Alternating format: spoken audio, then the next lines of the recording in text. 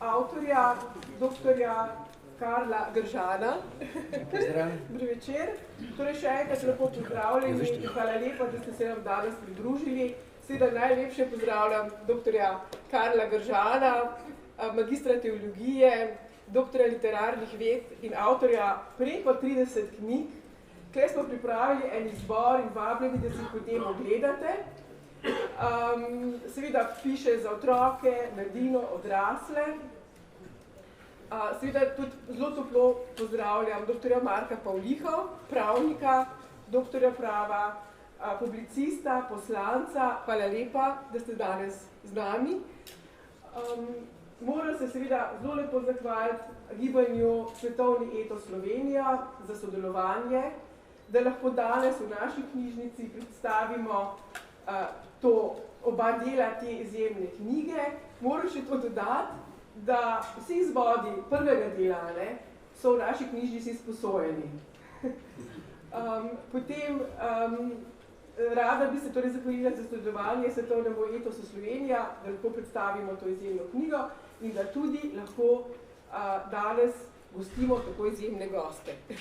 Torej, hvala lepa gibanju in tako bi z veseljem predala besedo predstavniku gibanja, patru Silvu Šimkovcu. Lepo prosim.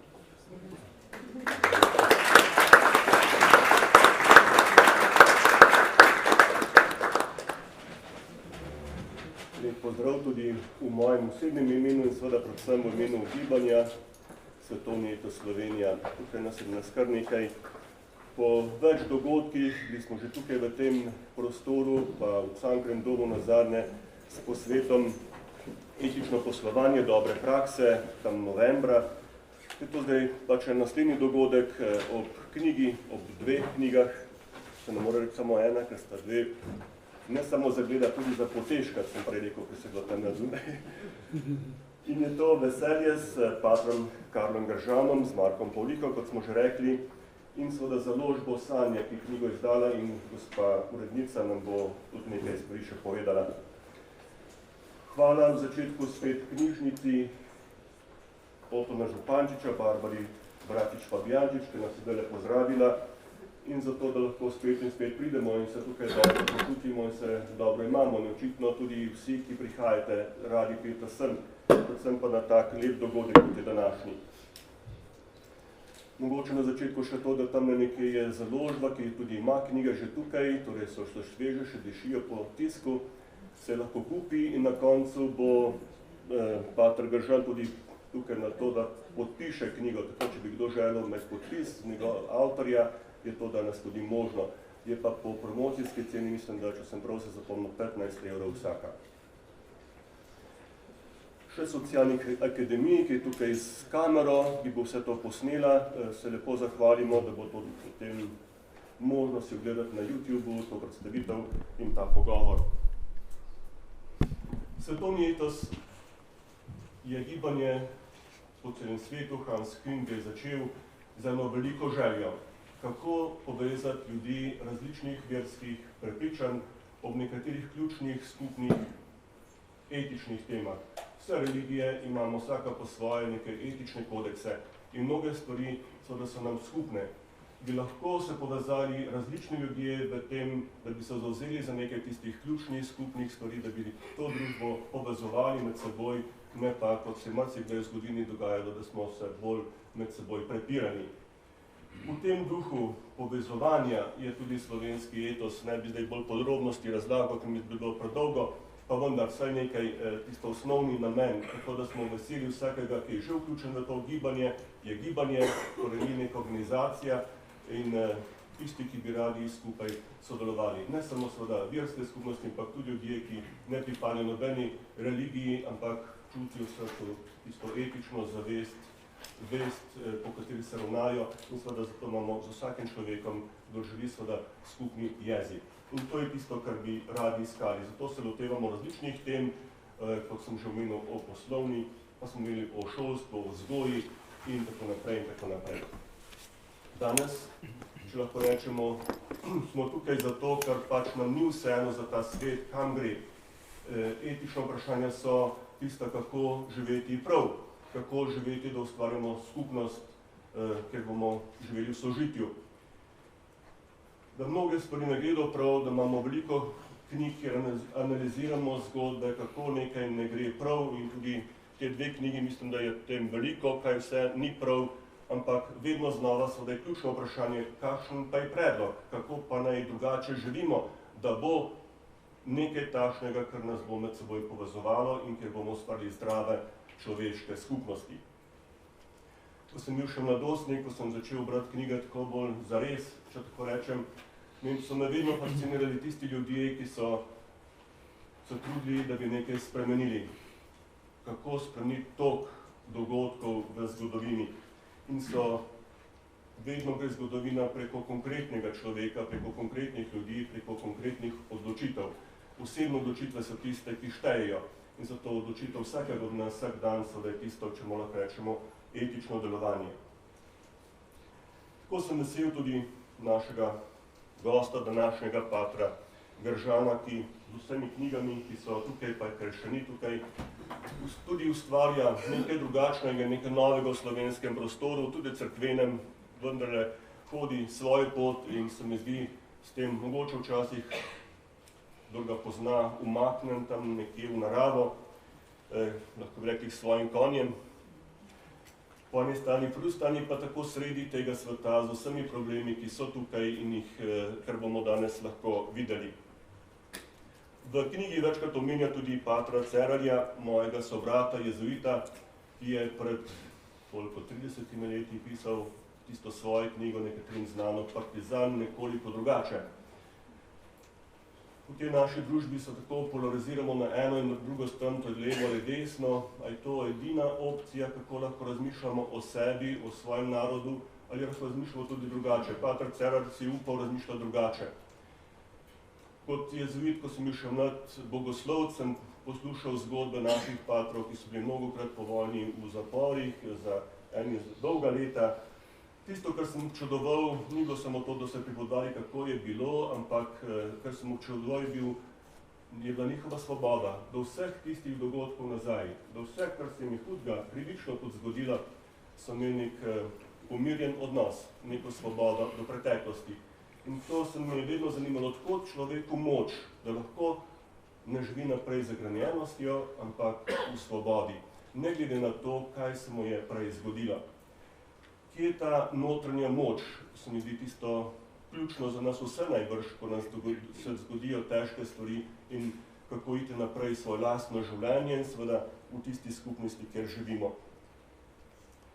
O patru Cerarju bi lahko še marsikaj, ampak bi bilo to predolgo.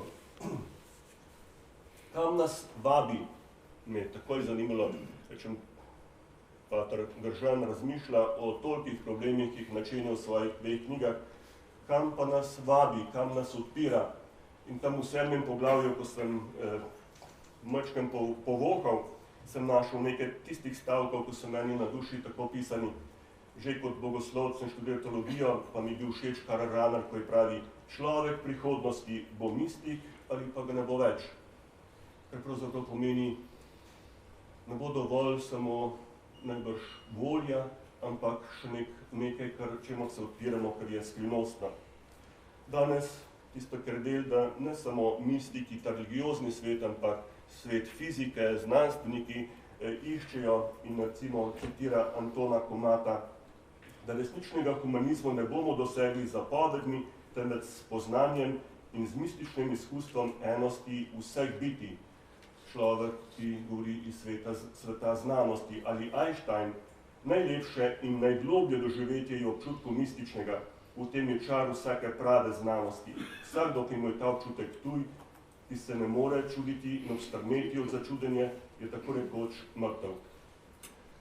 Začuditi se, biti povezan, veliko izzivov. Ali kot psiholog mi je bil Jung vedno zanimiv, skrivnosten tudi, in Jungov en stavek tudi najdem v tej knjigi, tisti, ki ima mistično izkustvo, poseduje velik zaklad. Mistika je pač en drugačen način dojemanja sveta in odkrivanja ne samo preko racije, preko kognicije, preko razuma. Poseduje velik zaklad, ki je postal njegov vir življenja, smisla in lepote in ki je dal svetu, človeštvu nov sijaj. Še bi lahko, pa na koncu knjiga gre k humorju, zato se neko ena zgodbica, tudi mogoče eno uganko, ki jo pater Gržan da v svoji knjigi, pa mogoče s tem zaključim. Tomaž Špidlik, ki sem ga tudi srečal, je bil moj profesor v Rimu, potem kasneje kardinal, tudi nekaj knjig prevedenih v slovenščino, je postavil takšno vprašanje. Na predavanjih je vedno imel tudi kakšen vic, tako da je bilo na njegovih predavanjih vedno zanimivo, da nismo samo resno znanost poslušali, ampak tudi se vedno kaj nasmejali. Ali veste, kateri je človekov najboljši prijatelj? Vsi naenkrat, no to vemo. Pes, ne? Ki ima 4 noge, seveda, pa ni pes. Je še kdo? Pes vemo, 4-nožni človekov najboljši prijatelj. No? Maček. Zdaj smo na istino pes, maček, to bi lahko dali. Ali veste? Ne. Pravi ne, te odgovori so klišejski. Najboljši človekov prijatelj s 4 nogami je postelja. Na postelji prišimo veliko časa, ima 4 noge, dobro. Ker na posteljah tudi drugačne, ampak to navadi ima 4 noge. In Gržan razmišlja potem o pomenu počitka. Kaj se pa takrat dogaja, ko se malo umaknemo in mogoče je to tisti trenutek, ko se začne nekaj drugačno dojemanje, ne samo kupičenje novega in novega. Predno začneta tukaj oba gosta, pa še povabimo založbo Sanje, ki danes, torej smo slišali, izdala to knjigo, urednica gospa Jaša Koprivec, predstavitev knjige.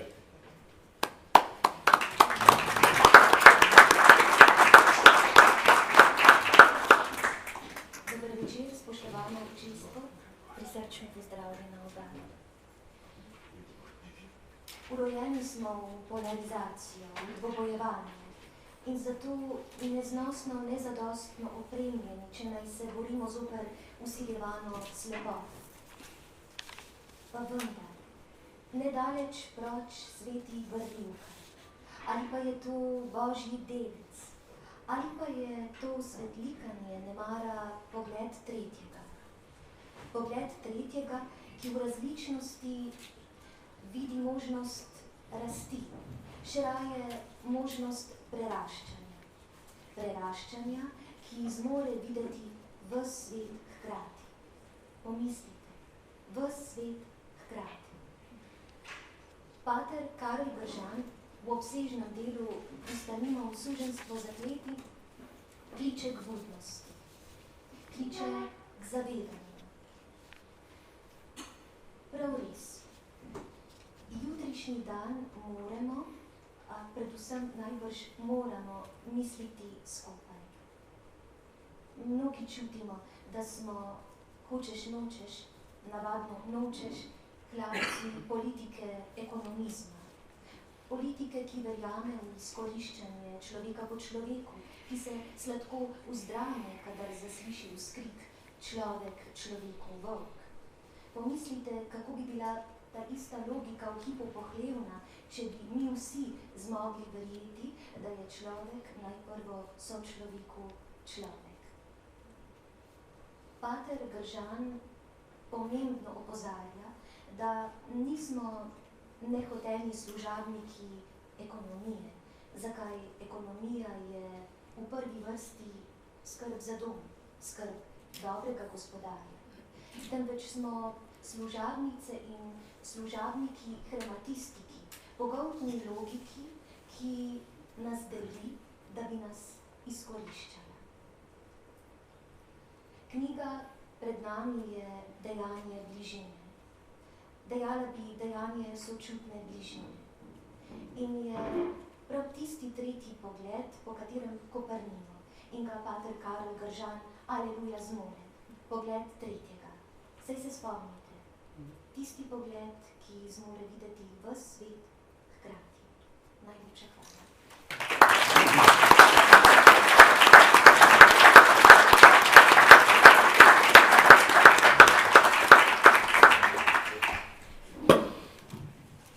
Prisrčen pozdrav tudi v mojem imenu in takoj na začetku nekaj besed za moj alibi, kaj za Božjo voljo jaz počenjam tule kot izpraševalec.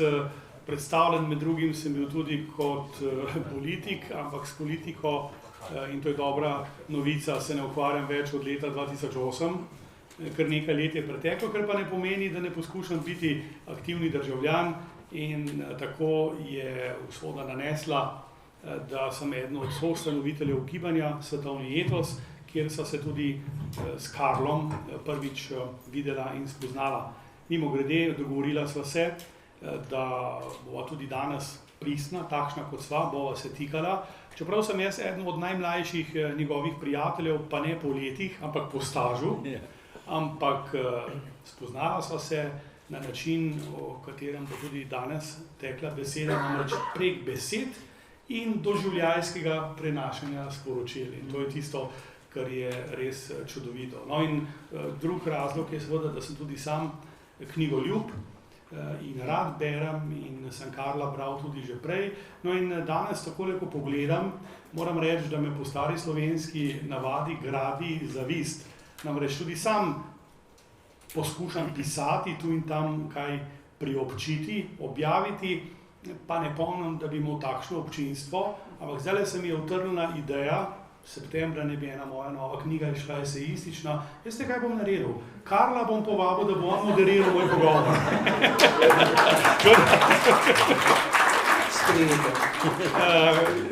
Ja, to je že kar prošnja, no? Tako da za datum se bomo še dogovorili, ampak toplo vabljeni tudi takrat. Bo to pri nas? Ja, seveda, rade volje. Že naslov lahko povem, pritisni na tipko človek, če zvedko. Samo še napisati jo moram, ne, se že nastavlja. Ko sva se pogovarjala in ogrevala, pa ne preveč za današnji večer, sem seveda pripravil nekaj iztočnic. Rekel sem Karlu, da bi bil samo katalizator, čeprav že zdaj le kršim tole, žena me je prej opozorila, pravi, to ni tvoj večer, da ne boš preveč govoril, zato bom res zelo kratek in tudi potem bom jaz sedel, Karl bo pa stal, ker se boljše počuti, pa da vas vidi. Ampak imel je samo eno željo, rekel, da me ne boš predolgo in na široko predstavljal, ker mi je takoj vzelo vetra iz jader, namreč tvoj življenjepis je izjemno bogat, ampak po drugi strani je bil pa izziv, kako te res na kratek in nedrnat način predstaviti in v bistvu bi te upisal z 4 močnimi samostalniki. Ti si človekoljub, si duhovnik, si znanstvenik in si pisatelj. Človekoljub zato, ker se celo življenje ukvarjaš s stisko sodobnega človeka, v Kančovcih recimo v Prekmurju si vodil dom duhovnosti, vse skozi se ukvarja s pomočjo odvisnikom, tudi ljudem, ki imajo tegobe, ki so navadni samomorilnosti in tako naprej, ustanavljal si komune, družine in tako naprej, druge skupnosti. Kot duhovnik naj povem, da si že po srednji šoli vstopil v red kapucinov, leta 1985 si bil posvečen v duhovnika, potem pa si župnikoval in tole moram pa kar pogledati, ker je precej podatkov na razborju pod Listco, si soupravljal župnijo Jurklošter, ki seveda odkriva tudi mnoge zanimive zgodbe glede Veronike Deseniške, mogoče bova tudi o tem kaj rekla. Vsestransko poslanstvo si upravljal v župnijah Prevorje in Sladka Gora, no sedaj pa, ko planuješ v župnijah Luče in Solčava. In kot sem ti prej rekel, ali je to obljuba ali pa grožnja, ampak spomladi te zagotovo obiščem, ker so to prekrasni kraji. Kot znanstvenik si doktoriral na področju literarnih ved, ukvarjaš se, kar se mi zdi res tako silno mistično, z odreševanjem niča. In pri tej mistiki moram reči, da mi je zelo všeč ta šala o človekovem najboljšem prijatelju, ki ima 4 noge. Namreč jaz imam podobno domislico z ženo, v tej luči zadnje čase hodiva na jogo, ampak ugotavljava, da pravzaprav je najlažje jogo izvajati na jogiju. Bistveno lažje, kot se 20 km zapeljati do nekega kluba in potem počenjati takšne gibe, da te naslednjo jutro bolijo mišice, za katere niti nisi vedel, da jih imaš. Še danes sem malo bolil od ponedeljka. No in tisto, kar je zanimivo pri Veroniki Deseniški, pa je, da vidim, da se v bistvu spogleduješ tudi in z astronomijo in z arheologijo in upam, da bo čas, če ne pa ob kakšnem drugem srečanju, da tudi o tem kaj rečeva. No in potem na koncu kot pisatelj, Karl je napisal kar 39 raznovrstnih knjižnih del z različnih področjih, torej povsem leposlovna, pa tudi drugačna, ker nimava časa, bo ostala pri današnjem delu trilogije. No in moje prvo vprašanje, Karl, je ob vseh teh tvojih res fantastičnih uspehih, pa na drugi strani skromnosti, bi vendarle te sprovociral, vprašal, ali ti je kateri od teh dosežkov posebej drag, ali ti je morda katera od teh 39 knjig posebej pri srcu? Najprej lep pozdrav vsem, pa hvala, da ste prišli, da vas bom zaznal nocojšnjem večeru. Hvala tebi, Markom, pa hvala založbi Sanje, pa hvala Albertu, pa hvala Silvotu, pa hvala vsem. Tako, če mi je katera knjiga posebej draga, mi je po svoje, ampak to je zelo zanimivo. Mi smo očitno evolucijska bitja, ne? Kar naprej, sej v nekem obdobju te nekaj pritegne, v nekaj vstopiš, te nekaj tisto, v kar stopiš tudi naredi, ampak potem stopiš že naprej. V bistvu mene toliko tega stvari zanima za vnaprej, toliko tega, tako da upam, da me bo Bog pustil še nekaj časa tukaj, ker je res, to življenje je sicer razpeto med dobro in hudo, ampak zame je postalo eno tako zanimiva, ne bom rekel lahka, ampak zanimiva in dobra priložnost. Če bi pa pogledal nazaj knjige, recimo, ki so mi na nek način posebej srčne, bi pa gotovo, ti si omenil že Friderika in Veroniko, ampak ne samo zaradi zgodbe, zgodba je zelo preprosta, ampak zaradi odkrivanja. Ne? To mi je bilo poseben užitek odkrivanje, vstopanje v zakulisje tega dogajanja in s pomočjo prijateljev in strokovnjakov odkrivati tisto, kar še ni bilo odkrito. Posebej dragoceno mi je bilo gotovo odkritje gradišč, ki so postavljena v prostor megalitskih struktur, ki so postavljena v prostor po dejansko vzorcu neba in so izjemno, izjemno očitna. Bilo je vse čisto, na kratko povedal, nekaj druga tema, bilo je čisto slučajno, ne, tisto odkritje 3 gričev povezanih z zidovjem, ki so očitno tudi megalitsko vsaj dodelani, če že ne strukturirani v celoti. In potem radovednost vprašanje, kaj pa, če ne gre samo za Orionov pas, ne? Ker jaz sem od nekdaj imel tudi stare civilizacije, pa astronomijo, ne? In sem se takoj spomnil na Ščečin, tisti 3 griči pri Baltiku, pa tudi piramide v Gizi, in sem pomislil, kaj pa, če je cel Orion, ne? In potem sem s pomočjo domačinov, ki so tako vedeli, da sem nek čuden pater, ne, ki ga neko kamenje zanima.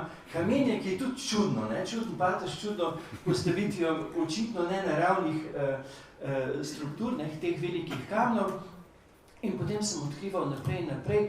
Posebej mi je bil dokaz, da stvar stoji ozvezdje bika, ker veste, recimo Orion se v prostoru kar široko razprostira in mnogokrat si moraš pomagati tudi s satelitom.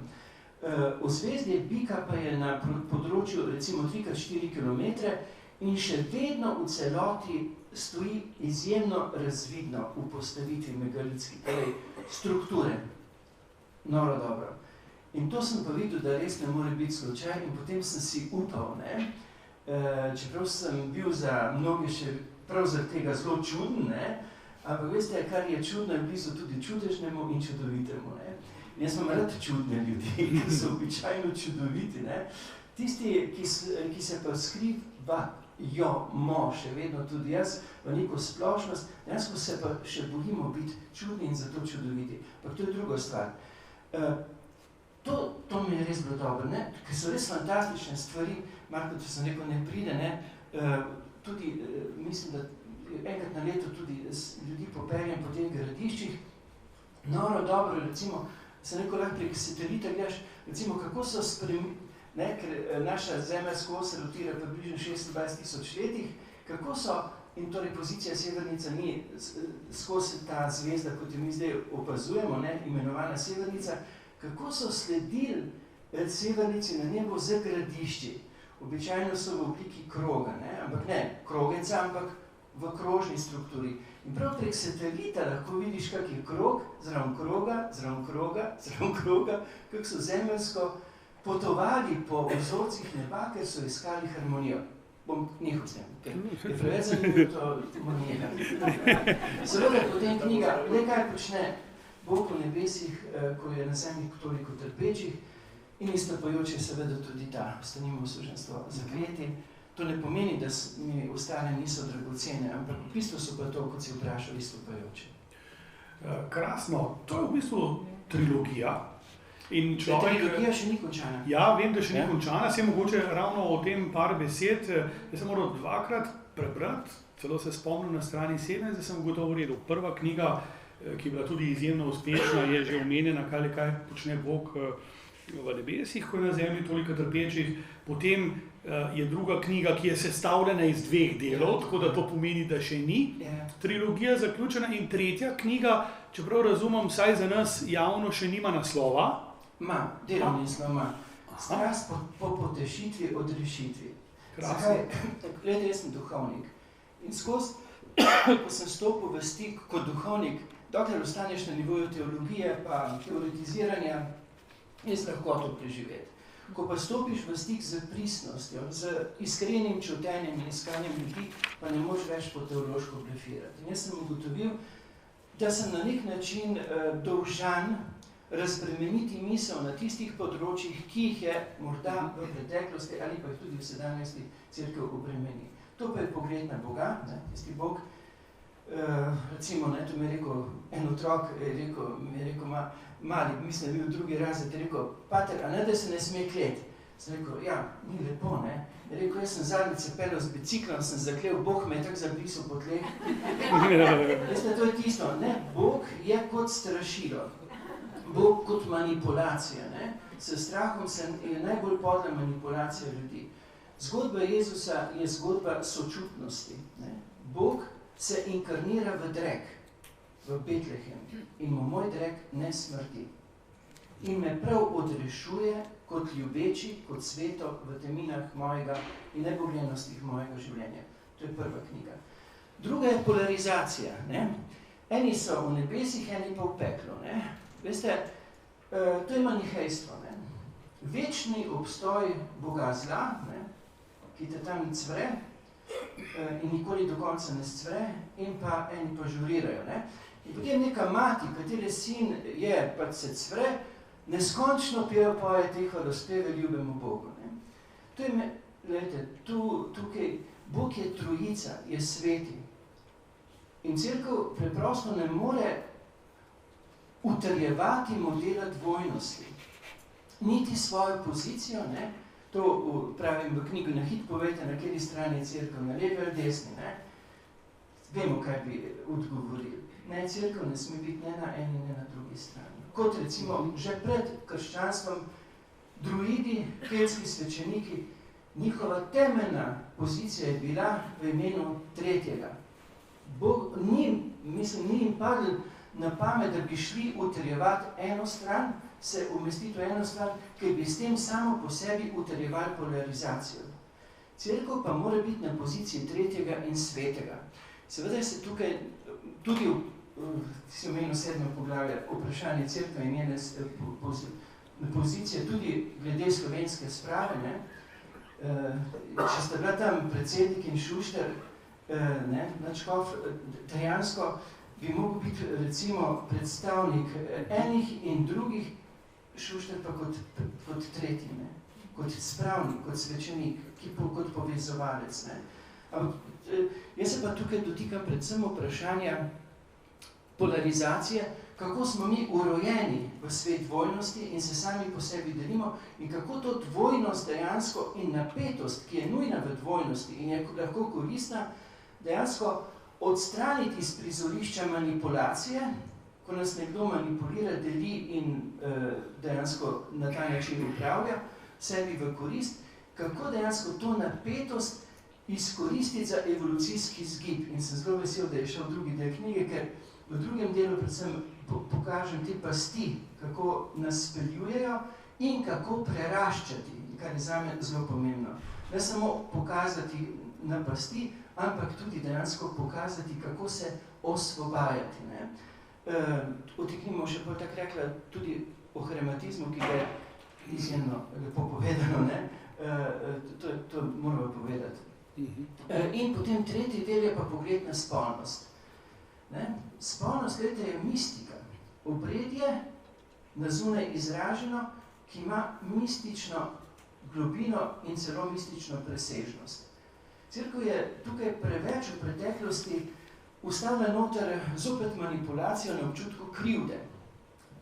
Gre za mistični obred. Mi bi mogli pomagati mladim sprejeti samega sebe v svoji vlogi, takšni ali drugačni, moški, ženska, in kako celovito vstopiti v odnos enosti.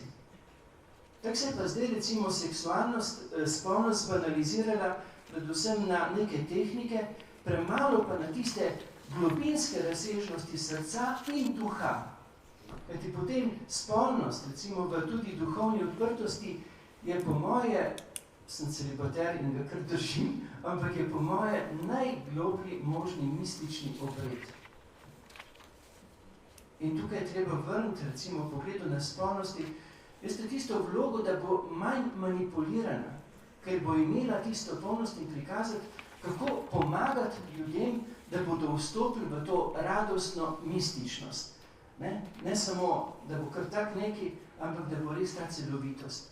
To mi je še poseben izziv. Ne? Jaz sem sicer mislil, da bom najprej napisal to, kar bo tretje, ampak me je situacija v svetu dejansko izzvala, da sem se najprej lotil te knjige, ki je sedaj tukaj.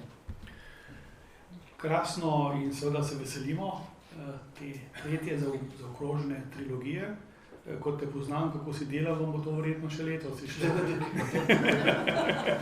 Dobro, ne bo.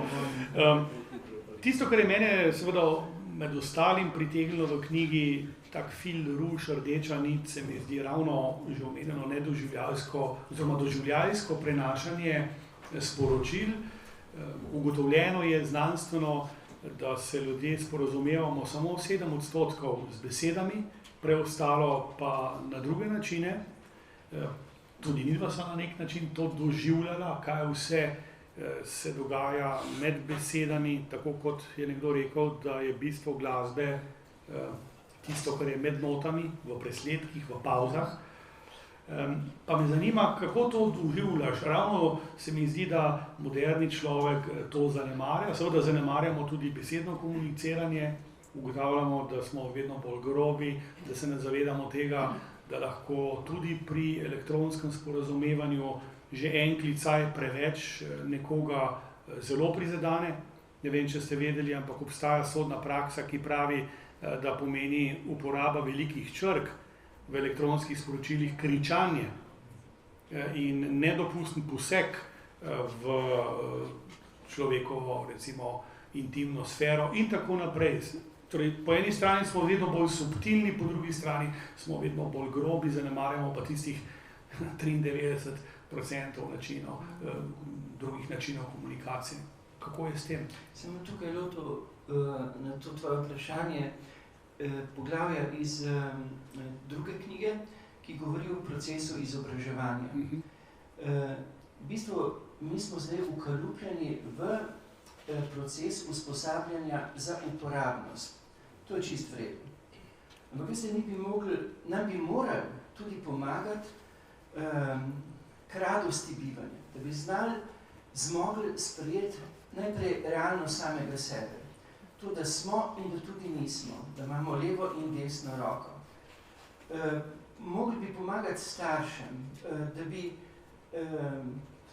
začel se namreč pri tem, da imaš osebo ljubezni in osebo zaupanja, ki te prepozna kot vrednega in ti konkretizira tvojo vrednost, ki ni nujno ta IQ-jevska, kot jo sedaj merijo. Not navajam tudi ta avstrijski dokumentarec, imenovan naslovljen Abeceda, ki prinese podatek, da je 98% otrok, ki vstopajo v proces izobraževanja, visoko nadarjenih. Ampak nimajo vsi tisti talent, hitro se pravilno naučiti, dobro ponoviti in petko dobiti. To je določen procent. Določeni ljudje imajo visoko čustveno inteligenco, inteligenco, nekateri imajo duhovno inteligenco, nekateri imajo praktično inteligenco, nekateri imajo estetsko inteligenco. Inteligenc je cel kup. In recimo, zelo fajn bi bila na izhodišču tista vznemirjenost v odnosu do otrok, da ugotovimo, kje otrok je, kje je njegova inteligenca, da ga tam nujno potrdimo, kajti vsak izmed nas rabi štempelj, da je vreden v svoji inteligenci. Kajti po končanem osnovni šoli je visoko nadarjenih otrok še odnos še 2%. Razumete? Vsak ima svoj dar, svoj talent, na katerem se bo lahko razvijal. 98, verjetno tu niso šteli otrok, recimo za primer z Downovim sindromom. Tudi oni imajo izjemno čustveno inteligenco in po moji presoji bi morali biti v procesu rednega izobraževanja kot, bi rekel, čustveni, doktori čustvenega prebujanja. Razumete? Na eni strani smo tam potrditi, na drugi strani bi mogli biti pa vznemirjeni, kje pa je otrok manj. Zakaj? Zato, da bi ga tam objeli, da se ne bi prestrašil svojega manjka. Da bi mu tam zaupali, da tudi mi nismo, da smo in da nismo, in da smo v tem svetu dvojnosti, na eno stran, kot pravi Ježek, nas je več, na drugo stran nas je pa manj in da smo ravno tem čudoviti. In ko bi na ta proces pa mi moramo vstopati. Mogoče z zamudom, ampak nikoli ni zamujeno. Ampak posebej pa treba paziti v odnosu do otrok. Da bomo naš model, naš temeljni pristop dejansko tukaj naredili takšen, da bodo otroci v realnosti časa in prostora, predvsem pa realnosti samega sebe, spoznali, da je življenje kljub vsemu fajn. Ne pa, da se bojo skrivali in prikrivali, zato ker niso bili objeti tam, kjer so nemočni in bo tam področje frustracij, zato tudi manipulacij, ne? Če si tam objet, razumete, postane simpatičen in dopolnjujoč. Vse se začne pri meni. Jaz imam ogromno dela samim seboj. Meni so mladi v komuni svetovali, da bi mogel biti 3 leta v komuni minimalno, da bi postal bolj radosten človek. Pa jaz bi vsakemu, ne 3 leta komune privoščil, ampak dejansko to doživljajsko pedagogiko, razumete, po kateri se zmore sprijeti in ker zmore sebe sprejeti, lažje sprejmeš v realnosti svoje bližnje. In so ti simpatična priložnost. Ne, to ne pomeni, da lahko, mnogokrat zagonetka. Ampak ker si sprejel sebe, lažje sprejmaš druge in je lažje tudi v potem širšem družbenem delovanju, kar je zelo pomembno. Se nisem zdaj sicer lotil doživljajske pedagogike, jo noter zelo pojasnim, ne? Ampak ena od stvari, ki je to, je tudi to, da mi prenašamo drugemu sporočila, ne toliko, kot si je rekel Marko, z besedami, ampak jaz predvsem povzročim vam, posebej osebi svoje ljubezni, povzročim, ker ne zmorem biti v svojem doživljanju sam. In ko doživim kaj tečnega, ne, pol sem tečen in težim. Zakaj? Ne zato, da te odbijem, kar pa te, ne, ampak da bi te vzbudil, da bi te prebudil sočutenje, kaj jaz doživljam. Ampak gledajte, naša naravna akcija, ko ti nekdo teži, rečeš, kaj težiš? Če bi bili pa mi v doživljajski pedagogiki usposabljeni za radost, bivanja in sobivanja, bi pa zmogli reči, kaj te teži, ne da mi težiš, ampak da mi sporočaš, ne? Kaj doživljaš. Ne?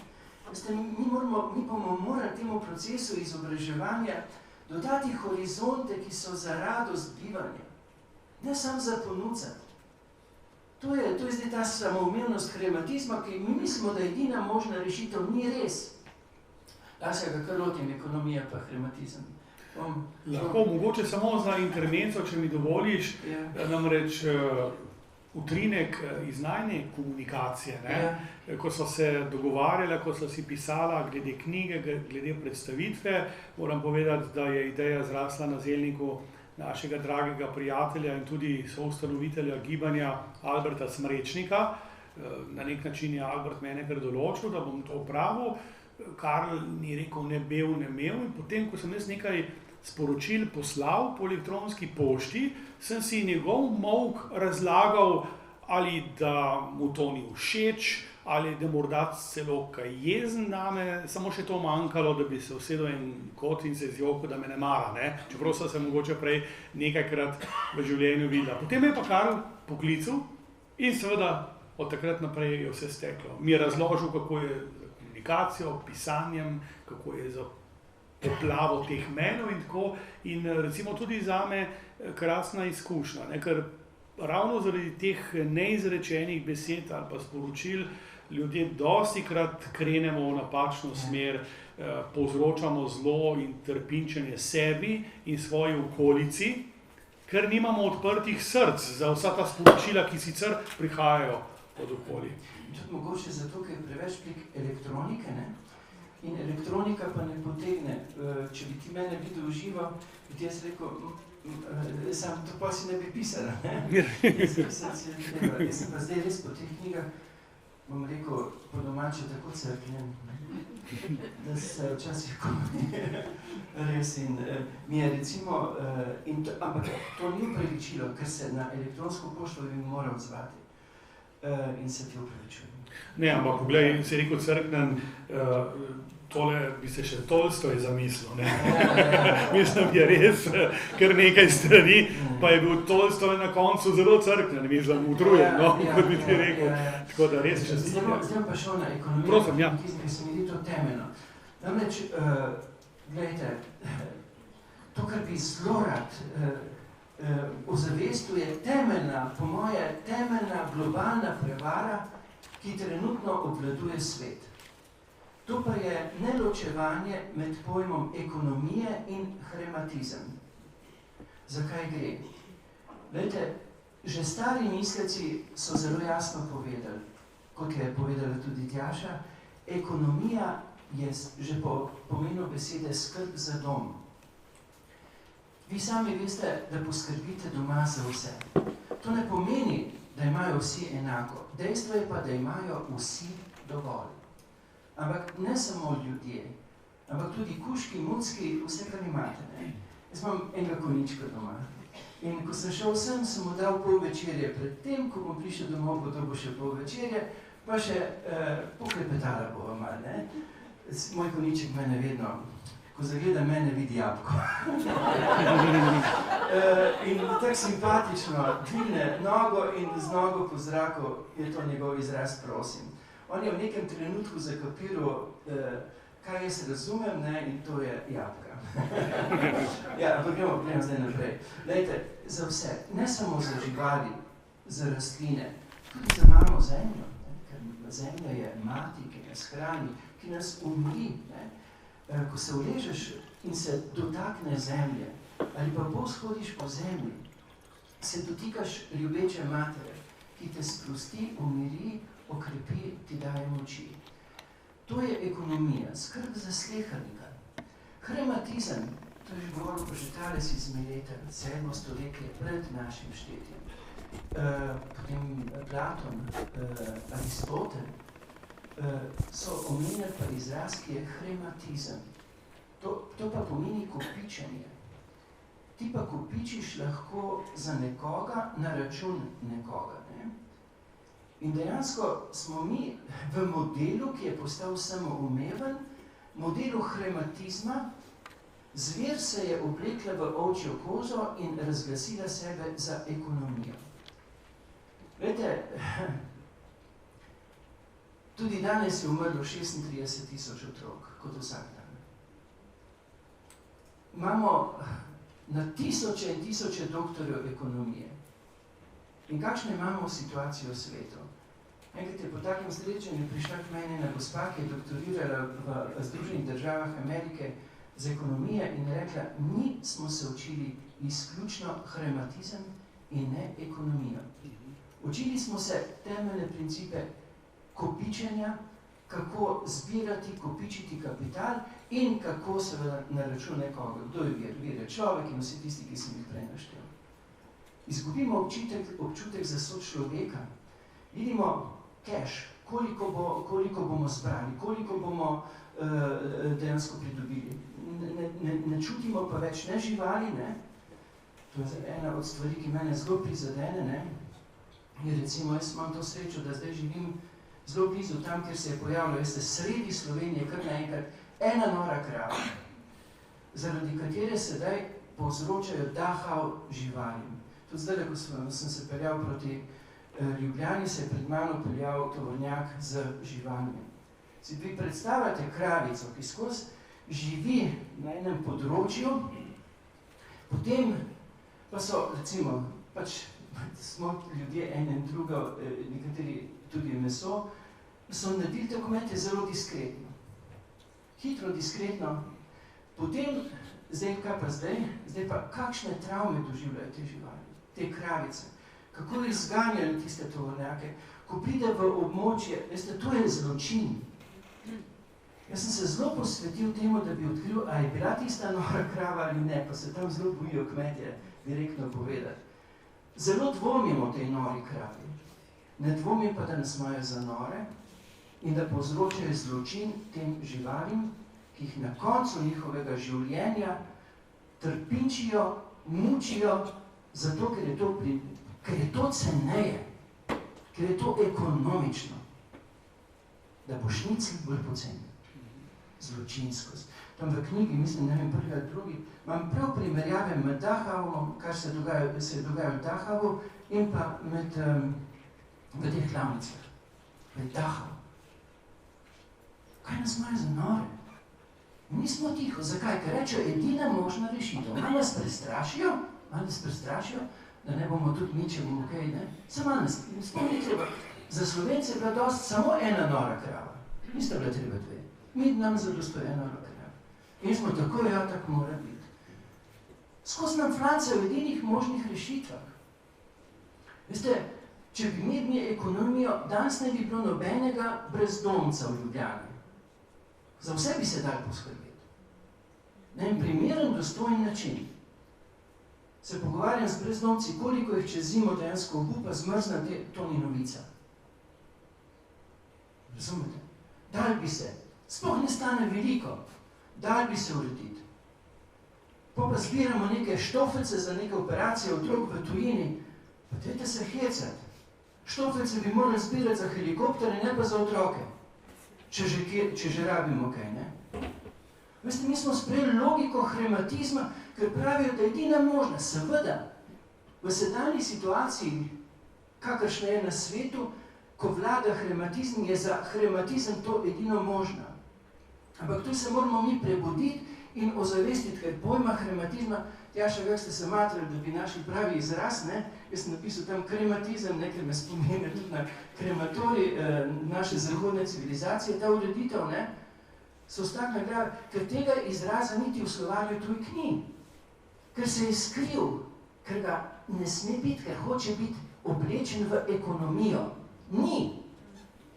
In je treba vprašati, ali so naši politiki ekonomije ali hrematizma. Jaz jih imenujem zaradi lažjega ekonomizma. Ekonomizem, ja. Ja, ne, niso politiki, so tudi, pazite, so izjeme, ne. Pazite, so, ne, da ne ostajate misliti.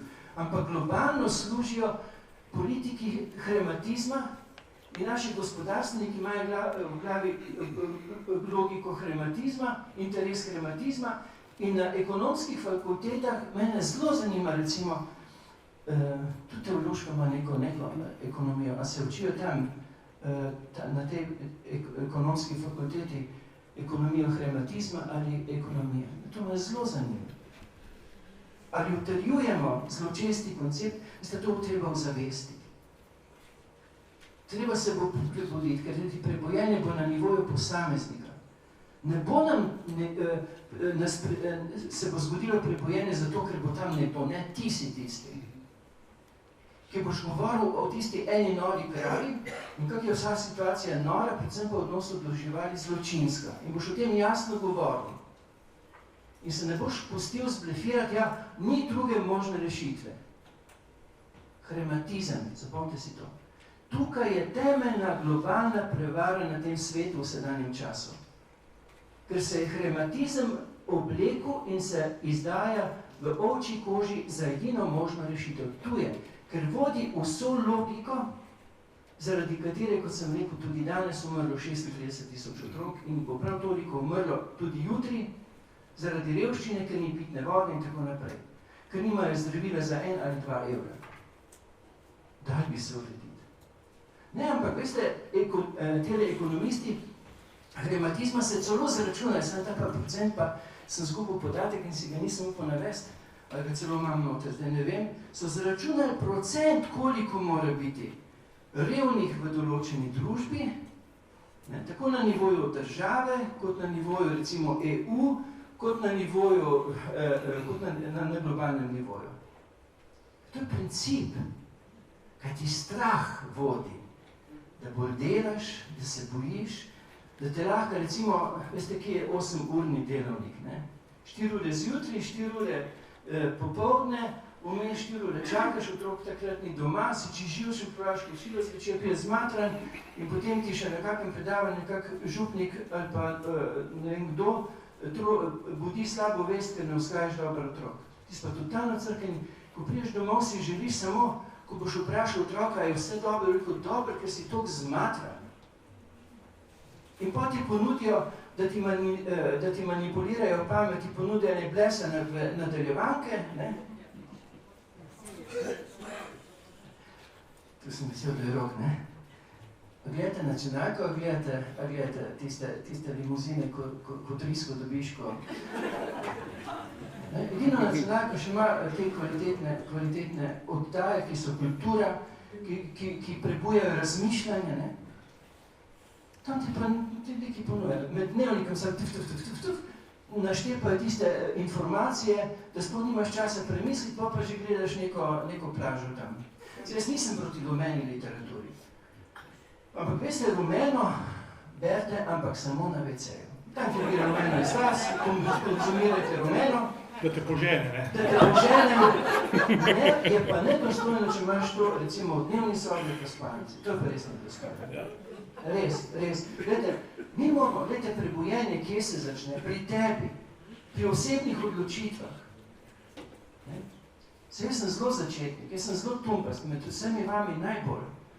Ampak nočem pa več se pustiti, da me imajo za norega, zaradi tega, ker je preveč žrtev. To sem moral povedati, ekonomija in revmatizem, to si zapomnite. Lahko si zapomnite, jaz govorim ekonomizem noter, ki si lažje zapomnite. Ekonomija je pozitiven pojem, ekonomizem pa kot negativen pojem. In ne se dati. Dokler bo en brezdomec ne imel zavetišča, veste, imamo politiko revmatizma. Da se urediti.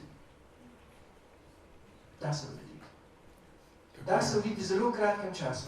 Zdaj se odpira toliko vprašanje. Ne, celo podatki, krasno, da si to odprl, ker to je res v nebo pijoče in še huje. Denar ni samo sveta vladara, ampak očitno že širšega medplanetarnega območja, če pogledamo, kdo recimo osvaja, kdo pošilja rakete na Mars in tako naprej. Tu ni več samo Zemlja, jutri po jutrišnjem, čez 20 let bo to še kaj drugega. Nekje sem prebral podatek, mislim, da je to avtor Lester Brown, je ugotovil, da bi za odpravo tiste temeljne revščine potrebovali približno 140–150 milijard dolarjev letno. Leta 2006, ko je to izračunal, je bil svetovni oboroževalni proračun 1200 milijard. Torej 1200 milijard za orožje, samo 140, samo na rekovajih, ne? Pa zato pa se ne naredi nič, kot je Karl rekel, 36 000 otrok, pa še drugi zaradi razlogov povezanih z revščino umrejo dnevno, ko je na tistega tragičnega 11. septembra 2001 umrlo približno 3000 ljudi, so ZDA takoj odreagirale z milijardami, češ proti terorizmu in drugim katastrofam. Kaj pa vse to, kar se dogaja? Pa ne bom seveda omalovaževal, 3000 bogih ljudi je umrlo, ampak nič. No in samo to bi še povedal, Oxfama študija je lansko leto navajala, da približno 60 ljudi obvladuje več kot polovico celotnega svetovnega premoženja. Letošnja verzija te študije to številko zmanjšuje na 8. 8 ultramilijarderjev od Bill Gatesa in tako naprej obvladuje več kot polovico celotnega sveta. In to pravzaprav z nekimi digitalnimi pogruntavščinami, torej z nekimi pravzaprav produkti, ki jih niti produkti ali pa storitve ne moreš jemati. Ampak mogoče, če mi dovoliš, ker je to tudi doživljajsko sporočanje in je del tebe in jaz te dojemam kot zelo radostnega človeka. Mi je všeč, da je... Na koncu bom povedal en dober dogodek, da bo spomnil, da bo se te držali, ko bodo šli domov. Evo, in ravno sem te hočem pripeljati, ker iz tvoje knjige veje humor. Jaz sem si začel risati smeškote v knjigi, povsod tam, kjer pater Gržan navaja kakšen vic po domače ali sam kakšno anekdoto in moram reči, že kar mrgolitik smeškotov, no zdaj sem pa gotovo, jasno nisem imel prilike prebrati. Drugi del, druge knjige, da je celo eno poglavje ali celo... Končal sem z smehom. Z smehom, ja. Samo še to bi rekel, potem pa končam, ko si govoril, greva že v to smer, ko si govoril o svojem konjičku, ne, moram reči, da mu malo zavidam, ker na poti iz Primorske semle sem jaz od svoje žene dobil samo ugrizek. Ampak jaz res pojem ugrizek, potem ko sem kot otrok prebral Ustržka, če se spomnite, ko ni hotel pojesti lupin in tega, žena ve, da ugrizka ni treba stran vršti, tako da ugrizek sem dobil, ne celega jabolka, zdaj, kar se tiče pa pol večerje, se bo pa še potem pogajala, ko pridejo domov, ne. Ampak ja, humor je res pol zdravja, ne, pa me zanima, kako na to gledaš, res, kljub te težki tematiki, politika ekonomizma, trojstvo, trojstvo je že pozitivno, potem recimo takšna težka vprašanja, kako težko biti svečenik, slovenska sprava, jasno, ki vsakega spravi v slabo voljo, ampak vendarle je to prepleteno s humorjem in vedrino. Ja, in pisano je na drugačen način slovenska sprava. Lahko sem neki slovenski... Ne, zdaj pa beseda tvoja. Čisto na kratko bom povedal. Glejte, Slovenci smo izjemno občutljiva bitja in miselno zelo raznolika. Cela Rusija ima, mislim, da 20 narečij. Mi jih imamo spodnarečij okrog 50. To pomeni, da smo izjemno subtilni. Zelo hitro lahko skregamo. Slovenci pojemo 4-glasno. V Lučah, odkoder prihajam, celo 6-glasno. Ampak pogledajte, mi smo sposobni peti v harmoniji v sozvočju. Razumete? Mi ne smemo pozabiti, da je ta raznolikost, ta pestrost, ta to miselno bogatstvo dejansko naš temeljni kapital. Zdaj pa je tako. Vprašanje je, kdo so naši zborovodje? Koga se izberemo za zborovodje? Ali znajo to miselno raznolikost, to, ki je dejansko marinirana v naši notranji občutljivosti, ali znajo to uskladiti v harmonično petje, ali pa smo razglašeni? Ne bom dal odgovora. Dajte si ga sami. Veste, to je temeljno vprašanje. Noter govorim tudi o prepričanju, da tisti ne more biti družbeno, pa ne bo to duhovnik, ne bo to politik, ne more biti izpostavljen v neko družbeno funkcijo, če ni sposoben na eno nestrinjanje pred tem ozavestiti vsaj 5, to je 1:5, vsaj 5 področji za sodelovanje za skupno dobro. Ne sme biti. Ljudje, ki niso tega sposobni, so nevarni, če stopijo na prižnico ali pa za pult v državnem zboru. Nevarni. Ker dejansko ne razgrajujo, ne to razgrajevanje. O tem moramo govoriti. Moramo govoriti o zaveščanju na nivoju posameznika, da hočemo, ker nas speljujejo v konfliktnost in to je treba zelo paziti. Grem pa na humor. Zakaj pa humor je? Vmes te bom pa samo nekaj vprašal. To mi je zdaj na pamet padlo, ko si govoril tudi o rumenih televizijah in tako naprej. Kaj veš, katera je najljubša nadaljevanka ministra za pravosodje? Usodno vino. A res? Veste, kjer je pa moja? Zdaj pa sem dosti šokiral. Zame pa fina gospa. To pa je angliški humor. Absolutno se glasujem za fino gospo. Sam zdaj jo ne predvajajo več. To bom Ja. naredil. Pa alo, ne? Ja, bolj hina, gospod. Ja, pustimo, zdaj, da grem malo na humor. Gledajte pa iz tiste resnosti, ne? V knjigi tudi poglavje o dvornih norčkih. Lahko bi bilo tudi poglavje, Marko, ne biti hud, kje je Pavliha? Ja, evo me. Kje so dvorni norčki in kje je Pavliha? Marko je tu Pavliha, ampak nimam pa več sajtenga, ki bi ironiziral družbeno situacijo. Koliko smo vedeli vico o tovarišu Titu? Ni več vico v politiki. To je grozno, ko tega več ni. Družba, ki nima vico, je zgrešena. Ja, tako ste, družba, ki nima vico? Je zgrešena. Ja, družba, ki nima vico, je zgrešena. Včasih so ti dvorni nočki, je bila profesija. Mi mislim, to so bili neki bučkoti. Ne. Najbolj miselno pronicljivi, najbolj tisti, ki so imeli globinski uvid v ozadja, so bili imenovani za dvorne norčke. Kajti dvorni norček je skozi ironijo, mi smo imeli Ježka mogoče, ne? Kot takega dvornega norčka. Skozi ironijo je dejansko on približal vladajočemu kralju, lahko tudi kakšna druga oblika vladavine, je približal dejansko situacijo. Vsi so se režali, ampak ko so se režali sebi, kralj je pa slišal. Mi bi rabili, recimo, zelo bi rabili, recimo, v mnogih ustanovah, v državnem zboru, v cerkvi, kjerkoli že, vsak minister bi moral imeti visoko profesionalnega dvornega norčka, ki bi ironiziral norosti, ker ko pa izgine dvorni norček, pa zavladajo norci. Dvorni norčki so preventiva proti norostim. In pa satira. Kako se pa začne satira? Satira se pa začne vedno samim seboj. To pa moram povedati, ne? Da ne bi slučajno se začel ironizirati koga drug, najprej mora samega sebe.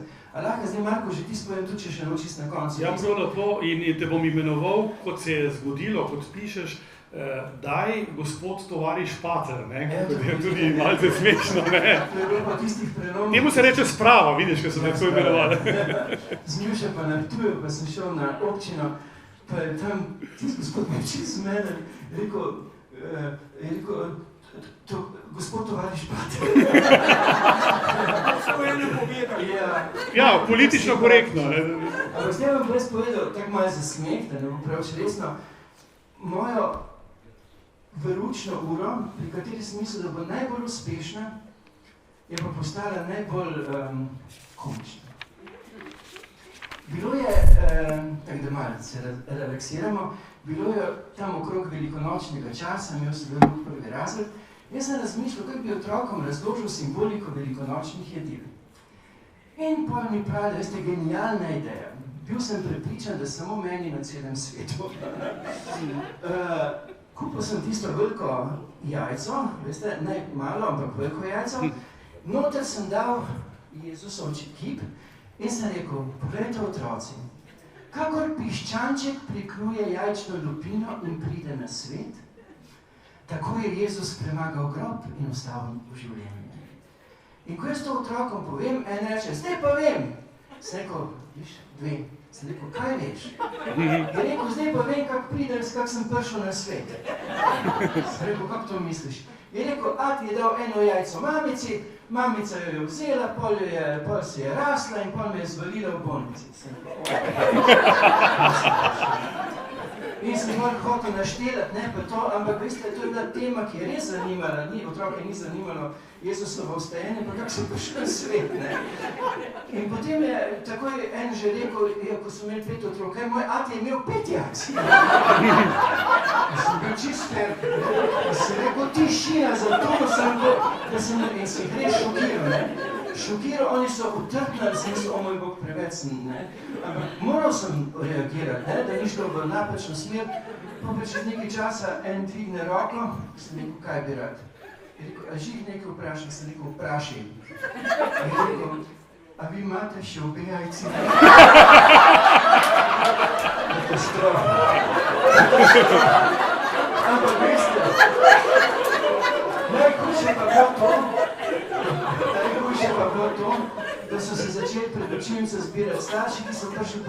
male otroke. In jaz sem sam gruntu, Bog ne daj, da pride na dan, kaj zdaj mi debatiramo. Jaz sem jasno in glasno ponovil temeljna spoznanja tiste ure. Sem, ko veste zdaj, oni so že čakali, da gre ven, smo končali, oni letijo ven in jaz slišim, kako vpraša ena mamica, kaj ste se pa danes učili? Pa reče en fantek, o jajcih. Pa reče ona, o velikonočnih. Pa reče on, ne, o atijevih.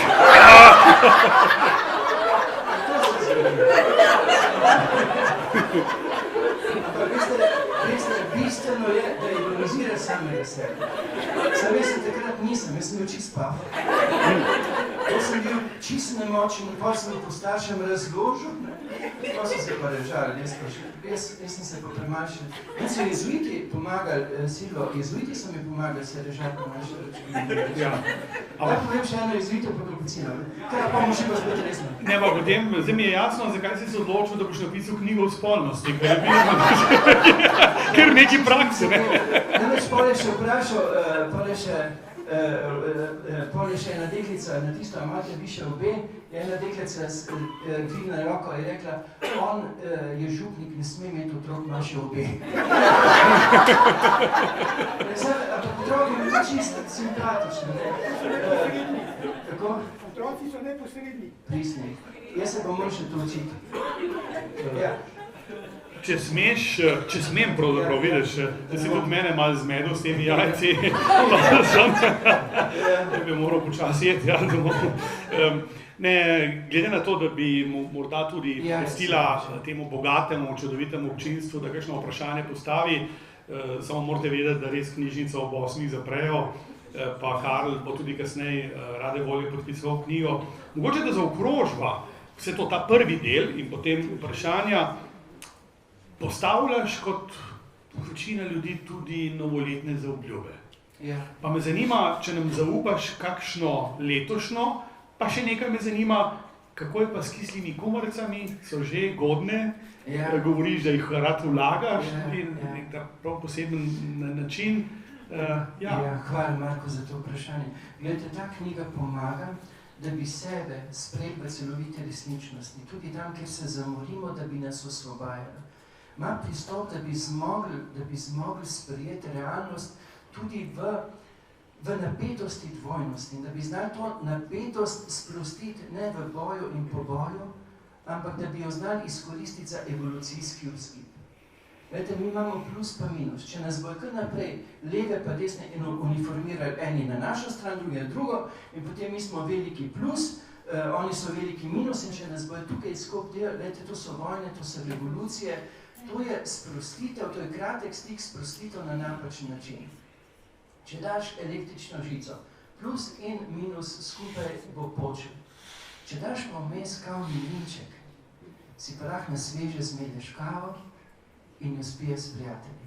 Razumete? To je element tretjega. Sem veliko o tem elementu tretjega, sam tu ne morem. Kisle kumarice. Mi smo taki, da ko te nekdo nekaj prizadene, konzerviraš in pacaš in pol zavre in je slabo tebi in je potem slabo tudi v medsebojnem odnosu. Upam, verjamem, da ta knjiga pristopa k realnosti naših doživljanj in čutenj v tem svetu dvojnosti in nam pomaga, da se sprejemamo in da lažje sprejemamo življenje kot priložnost. Tu, jaz mislim, kaj si rekel prvo vprašanje, kumarce pa? In kakšna, da nam zaupaš vsaj eno zaobljubo, ne? Ja, to gre pa slabo. Ja, se imamo vsi že zdaj slabo vez, glede zaobljub, ki jih ne držimo, ne? Torej, sem si že pred 3 leti dal zaobljubo 5-1. To pomeni, preden bom pomislil na eno stvar, ki me bremeni, najprej pri meni, veste? To je začeti pri sebi, ne? Bom skušal ozavestiti 5 stvari, zaradi česar pa mi je lepo živeti. Ampak tudi danes zjutraj, ko sem se zbudil, jaz najprej pomislil na tisto, kar je težje. Namesto, da bi si, jaz si rad bi 5-1. Preden bom pomislil ali pa bližnjemu rekel nekaj, kar ni, bi rad ozaveščal to, kar je. In gre mi zelo, zelo slabo. Meni so rekli mladi, da bi mogel biti 3 leta v komuniji, bi mogel biti več. Kajti 3 leta komune so zato, da utrdijo novo miselno shemo. Ne? In gre zelo slabo. Verjetno boš pa vam boljše, zato vam res svetujem, da me prehitite. Preden boste pomislili, recimo, ena stvar, zakaj vas mori, zavestno pomislite na 5 stvari, ki vas radostijo in si jih privoščite. Ne samo teoretično pomisliti, si jih privoščite za radost bivanja. Da boste lažje sprejeli tisto, kar bremeni. In tudi v medsebojnem odnosu. Predne rečeš nekomu, to ni, ne samo v državnem zboru, ampak v naših medsebojnih odnosih povej 5 stvari, ki je in se veselimo medsebojnega sodelovanja, ker potem bo tisto, kar ni, material za preraščanje. Če bomo pa naštevali samo to, kar ni, se bomo poobremenili in se bomo teptali. Tisto, kar ni, v naših medsebojnih odnosih, pa v državnem zboru, je material za evolucijo, za preraščanje, ampak prej pa potrebno ozavestiti, vedeti 5 stvari, ki so nam pa svete, ker so skupni cilj naroda, družine, posameznika. Veste, če mi teptamo ni, ne, pa bi radi spremembo. Ne more, ker smo poteptali zemljo, seme ne more priti niti v zemljo, niti ne more vzkliti. Če pa ti reče si, potrudi se ni lahko, ki ti gre na živce. Ampak je tvoj princip, ki si ga vadil, veste. Zato sem rekel tisto prej v procesu izobraževanja, mi bi mogli to vaditi že od malega. Sprejem, mi imamo toliko materijala, ki bi ga mogli poosebiti in bi nam bilo življenje tak zanimiva avantura. Ne lahko, ampak zanimiva. In jaz verjamem, da bo, veste, prihodnost v tem znamenju. To meni razlaga moj prijatelj, ki je fizik pa matematik, on pravi čisto, pa kozmologijo, on pravi, zdaj se je zemeljska os nagnala proti središču galaksije, kadar se je to v zgodovini zgodilo, se je vedno širila zavest ljudi. Ampak jaz to, ne vem, a to zaradi tega, ampak jaz opažam, da se v ljudeh prebuja zavest. Sam hranite svojo zavest s kvaliteto, ne s plažo. Imate fantastično knjižnico, naša televizija ima odlične oddaje, ne? Nacionalna. Ker tam vse, tudi kaj rumenega vmes pogledajte, ampak ne pozabi pa na to, kar gradi osebnost, kar te oblikuje, kar prebuja tvoje razmišljanje. Tudi ta knjiga, ta knjiga je samo hoče provocirati, da bi mislili naprej, da se ne bi dal ujeti, ampak da bi se preprosto osvobodili v tiste horizonte, ki jih že čutimo v sebi. In so naša vizija, naša slutnja in verjamem, da bodo postajali vedno bolj tudi naša uresničitev. Krasno, to mislim, da je tudi čudovita istočnica za vaša vprašanja. Prosim lepo, imamo tudi en mikrofon. Mislim, da gospa Barbara nam bo malce asistirala pri tem. Je pa res, da je... To je zelo globoko vprašanje, vico v jezuitih pa kapucinah. Ja, to bomo samo še eno obvestila. Vmes kroži en takle list, če kdo želi prejemati obvestila o prihodnjih dogodkih svetovnega etosa, se lahko napišete, pa ne kroži, tako da boste si lahko dobili. Samo toliko, zdaj pa vico. No, bodi tukaj si jezuit, jaz sem pravi. Jaz sem sebe imel strašno resno. Ko sem postal duhovnik, sem mislil, da moram zdaj sem bolj padati. On me pa jezuit pomagal, da sem se nasmejal, ne? Enkrat smo imeli skupaj srečeni redovniki, pa je rekel tisti jezuit, a ti veš, kak je bilo, ko so prišli jezuiti pa kapucini približno istočasno v Ljubljano? Sem rekel, ne vem. Je rekel, veš, ja, je rekel, Ljubljančani so bili radovedni, kdo je boljši pridgar, ali jezuiti ali kapucini. Pa so se zmenili. Na isti dan boste imeli v stolnici pridigo, temu pridige boste dala drug drugemu v jaslicah, sem že naprej povedal, boste dala drug drugemu tik pred nagovorom, na listku, ja, in tako je tudi bilo stolnica polna. Prvi stopi gor jezuit. Jezuitom se reče tudi družba Jezusova. Stopi gor, odpre tisti listek, tema, govori uro, pol, ljudje sam. Fantastično. Pride gor kapucin, Pa pogledaj, kakšno temo mu je dal jezuit. Veš, kako temo? Jezusove prve misli v jaslicah. Kaj ne v tem pridiga? Nimaš kaj. Grdo pogleda dol proti jezuitu, torej članu družbe Jezusove, in reče takole: dragi bratje in sestre, Jezus odpre oči, pogleda levo oso, pogleda desno bik, pa reče vol, pa reče: o nebeški oče, ali je to družba Jezusova?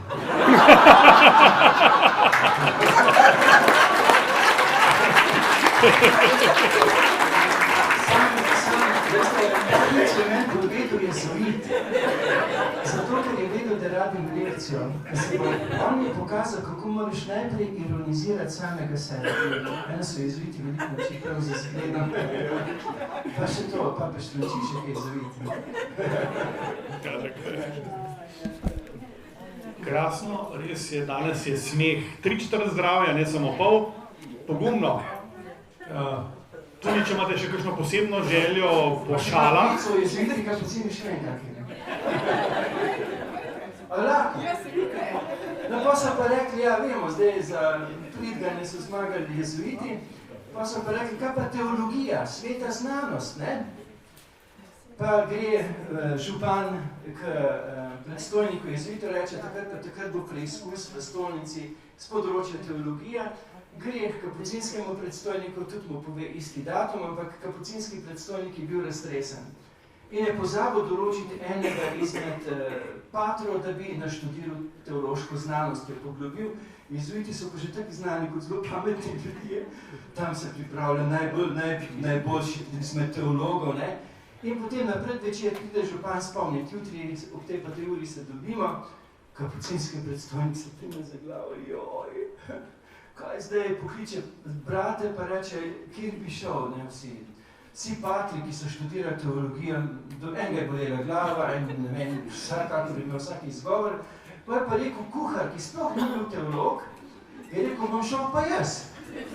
Ja, ker drugega ni bilo, pa je šel on. Pa stopita pred ljudi, pa začne jezuit takole. Pogleda kapucin, pa reče, se rahlo zmede, jezuit, in naredi takole. Pa se nasmehne kapucin, pa naredi tak. On, jezuica, še bolj zmede, se vidi, da zgublja tla pod nogami, zaupanje sebe, in kaj naredi? Potegne iz žepa jabolko. Pa se začne kapucin režati, pa potegne svojega žepa kos kruha. Jezuit popolnoma pah, samo globoko se pokloni pred kapucinom in osramočen odide. Pride jezuit domov pa reče, groza, če že kuhar to ve, kaj še ostane. Jaz začnem, en Bog je. Ampak on meni takoj nazaj, ampak za nas sta bistveni dve človeški naravi, dve naravi v Kristusu, Božja in človeška, to je za nas pomembno. Jaz sem se res da zmedel, ampak grem na področje Svete Trojice, ampak on meni takoj o edinosti v Sveti Trojici. Pa sem vedel, tukaj je boljši, grem na področje izvirnega greha, on meni takoj kruhe Euharistije, da premaj. Pride kapucin domov pa rečejo, kak je bilo, rekel zmagal, sem pa ne vem zakaj. Rekel, najprej mi grozi, da mi bo en učitelj, jaz rekel, da bom pa oba vrti. On mi začne grozi, da me bo zadal, jaz rekel pa, da ga bom nagrl. Ampak veste, pa je bilo pa najbolj smešno. Pa se pa začne on važiti, da imajo jabolke prvi. Da sem vam pokazal, pa naš iš pa kruh jemo. Bravo.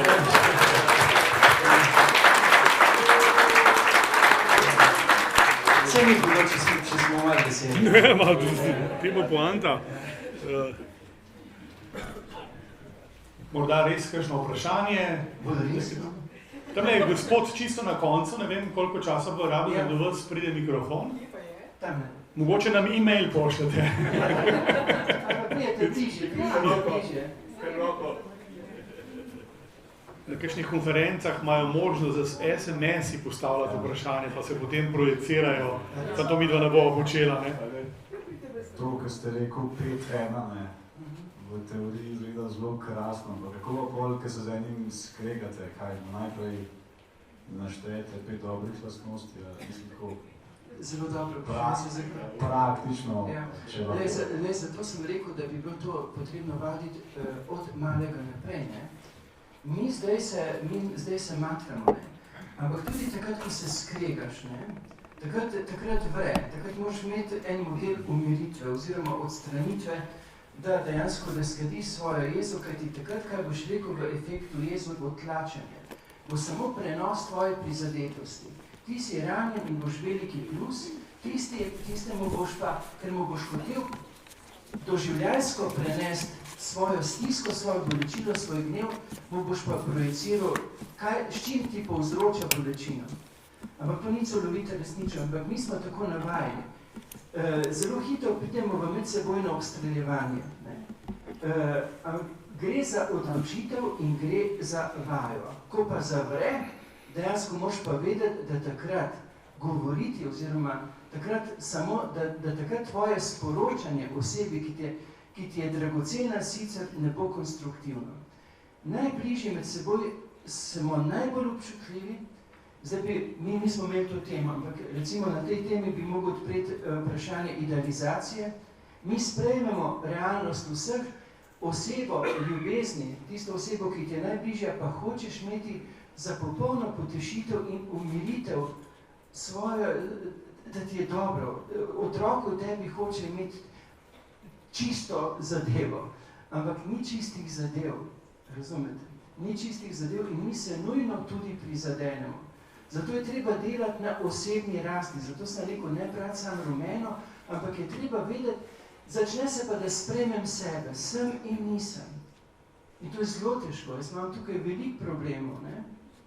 Ampak, ko jaz spremem, da sem in da nisem, bom lažje strpen, torej, prečetati moraš najprej idealizacijo, dva sta se zaznala kot najboljša priložnost za rast v odnosu, za avanturo, ki je evolucija, vodi ljubezen, ne vodiš ti ljubezni, ampak ljubezen vaju bo peljala preko višin in brezen, ker se ne da ustaviti, ni bi bili radi zaparkirani v idealno, ne gre.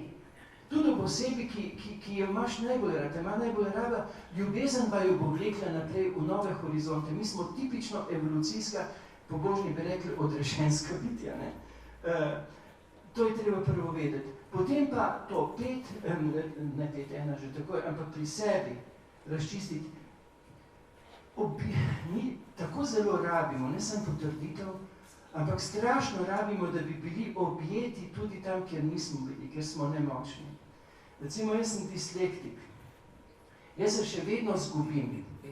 In jaz še vedno po tistem pluvam po sebi, čeprav že nekaj časa se trudim, da ne bi pluval, da bi se sprejel. Ker nisem bil bazično sprejet, ker sem bil res zelo butasto bitje. Recimo, ste omenili, da sem doktoriral na slovenistiki, jaz sem imel zaradi slovenščine, so me hteli dati v posebno osnovno šolo, ker sem dislektik, takrat še tega nisem poznal. In so klicali mojo mamo, da bi bilo pa res zame najboljše, ne? In jaz se še zdaj spomnim, kako me je moja mama, ko je prišla iz šole, gledala kot tistega butastega. Jaz pa nisem, ko smo pisali črko, no, jaz nisem videl razlike, nisem videl. Zame je bil to tudi dahal. In sem si zelo želel, da bi me imel en tam rad, ampak oni so bili pa prestrašeni, ki so mi hteli sam dobro. Ne pozabiti, geniji so vedno ljudje z napako, zato sem jaz tam doktoriral. Zato, ker misel, pazite, ker misel, mi običajno v 95% drajsamo po utečeni poti. Ker pa misel ima feler, ne zmore pa išče obvoznica. In tam pa je odkritje, tam je novost, tam je presenečenje. Ne? Prvi idealizacija, vedeti, da sta drugemu dala kot krhka, nemočna, da si boste sporočala, kaj, skozi simbole, v 95% oziroma, Marko, ti si rekel, 93% si boste sporočala svojo dediščino, svojo ranjenost, svojo doživljajsko resničnost skozi simbolno govorico. In recimo, ko bo prišla tvoja draga domov in ti bo najbolj težila, takrat bi najbolj rabila tvoj objem. To bi pa zdaj spet mogli iti na področje duhovnega ravnovesja. Ne? tema je izjemno kompleksna, ne? Zdaj zelo grobo odgovarjam, ne? Ampak da se vzljubimo v resničnosti, da se ne pozabimo potrjevati in objeti v nemoči. Takrat, ko ti najbolj teži, me najbolj teži. Ne me pozabi takrat objeti. In nikoli uporabljati govorice obstreljevanja, ampak sočutenja. Kaj je v ozadju, da si pike? Pa bo rekel, on pust me pri njej. Pust ga pri njej pol ure, ker rabi, da ga pustiš pri njej. Nič ni narobe. Ampak on ima neko breme, zdaj mu greš skrajno na živce, najbližji si, najbolj grejo lahko na živce. Pust ga pri njej. Ko se bo pomiril, mu pa pri Egzuperi, Berti malega princa, se mu pa približaj počasi, da se ne straši, ko se boš vtaknil njegove ranjenosti. Objami ga, umiri ga. Ampak v to bi nas morali uvajati. Nas so pa dopovedovali funkcionalnost. To pomeni, jaz vedno moram biti EPP, jaz vedno moram, recimo neka mamica dela tam v trgovini, mora reči na dan 1000 ljudem prijazno dober dan, zato ker se bolj prodaja. Ko prije ta mamica domov, ona ne bo zmogla reči 5000 enkrat dober dan, ker je to za njo je gnus, ker je bila zlorabljena. Ona nima dodatka za to zlorabljenost pri plači. Ne zmore. Ona si najbolj želi, da jo pustite, ampak ona ima pa še slabo vest, ker ne more biti. Pa mogoče še kdo reče, da vseh si lahko prijazna, do nas ne. Ona je zmozgana. Ona si tako želi, da bi jo eno objel v njeni resničnosti, da bi lahko jokala, da bi si lahko jezila. Razumete, to si želi.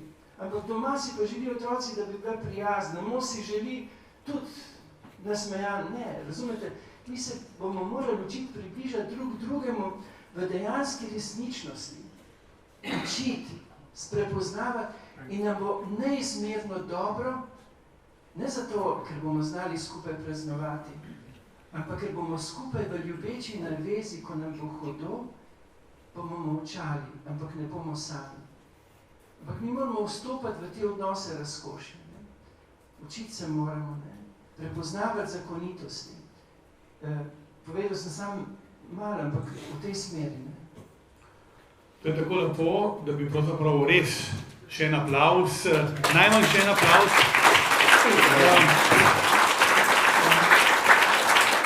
Mislim, da dali takole, mogoče še eno vprašanje ali dve, potem pa bi bilo fair, kot se reče, stojko, ampak ne nazadnje se tudi v športu uporablja, da tudi ta drugi del zaključimo zakaj, da bodo ljudje lahko dobili tvoj podpis, da te bodo lahko spoznali, da ti bodo lahko stisnili roko. Jaz sem prihajam iz, vete kak reče tem ljudem, prosti, tam, kjer živim, v Zgornji Savinjski dolini, rečejo gostni mož, tak izgleda kot jaz, v Kekcu pa nastopa kot bedanec.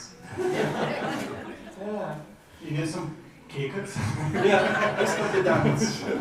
Tako da mogoče res, če je še kakšno vprašanje, gospa, potem bi pa zaključili in seveda na vrsti bo podpisovanje, rokovanje, karkoli že.